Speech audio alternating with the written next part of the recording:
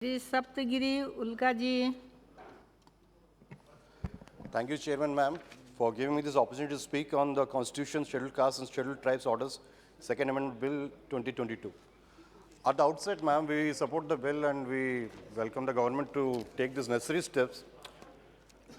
लेकिन मैडम आपके ज़रिए से मंत्री जी को ये पूछना चाहता हूँ कि जैसे गोंड, हम तो जानते हैं गोंड आदिवासी ही हैं, हर जगह हैं, लेकिन कुछ जिले में छूट गए।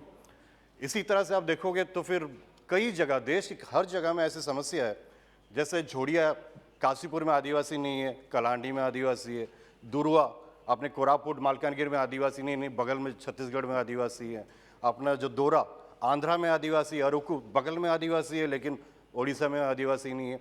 तो जब मंत्री जी ये बिल लाते हैं, ये किस परिभाषा पे, किस डेफिनेशन में लेके आते हैं? क्या चुनाव एक क्राइटेरिया है जिसके लिए आप कुछ जातियों को आदिवासी करोगे?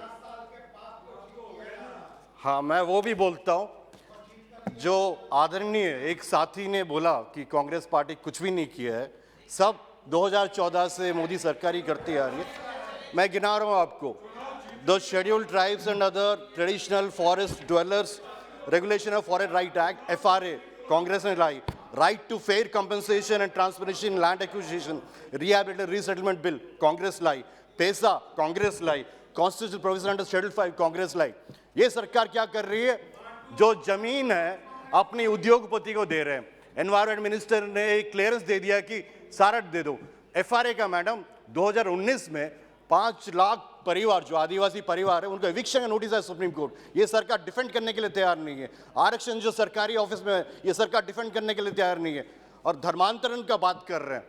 मैं बोलता हूँ आदिवासी पे हिंदू मैरिज एक्ट एप्लीकेबल ही नहीं है, लेकिन अब कोई आदिवासी अगर क्रिश्चियन बन गया उस पर अटैक हो रही है यहाँ पे धीरे धीरे करके। एंड आदरणीय राजेंद्र गावी जी ने उन्हें सुझाव दिया कि कुछ कुछ जाति को एक्सक्लूड करो। सर, सुझाव मत दीजिए, ये आरक्षण वैसे ही खत्म करने वाले हैं। जमीन जितना है सब उद्योगपति को दे रहे हैं। शिक्षा में अपने बच्चे जाते हैं प्राइवेट स्कूल में पढ़ने के लिए, केंद्र सरकार 20 करोड़ का ग्रांट देती है, लेकिन लोकल स्कूल को बंद किया जा रहा है। हमारी संस्कृति, हमारी कल्चर धीरे धीरे खत्म कर रहे हैं। जो क्राइम है आप देखोगे आदिवासियों के इसमें जो क्राइम है, ये जो गोंड परिवार है, सोनभद्रा कौन भूलेगा, जो मैसेकर हुआ, 10 आदिवासियों को मार दिया गया वहां पे।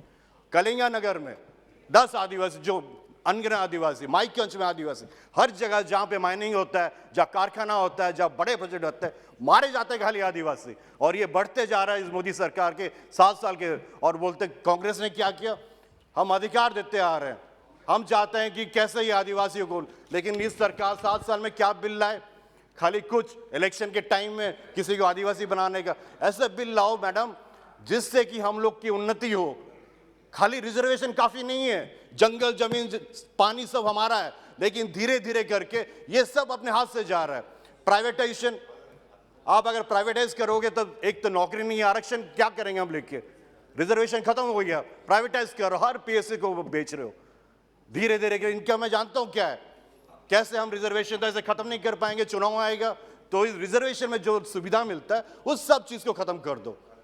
मैडम, ये बहुत ही गंभीर मामला है। मैं आपके माध्यम से वही बोलना चाहता हूं कि हमें कुछ करना चाहिए जिससे कि हम आदिवासी समाज का उद्धार हो।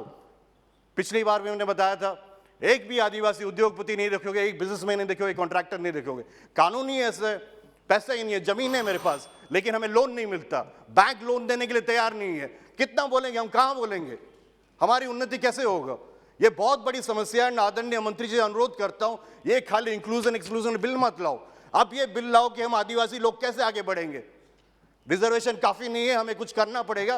एंड ये सदन को मैं बोलना चाहता हूं कि हमारी उन्नति के लिए आप लोग ठोस कदम उठाओ, जो बिल लाओ, चर्चा करते हैं। आप एक दिन का आलोचना बुलाओ, सारे आदिवासी सांसद बोलेंगे हम यहाँ पे क्या समस्या क्या नहीं है। हर जगह में अलग समस्या है। 10 करोड़ आदिवासी है, लेकिन एक आदिवासी दूसरा आदिवासी, सब इनका कल्चर डिफरेंट, लैंग्वेज डिफरेंट, सब डिफरेंट है। कैसे समस्या हल करोगे आप?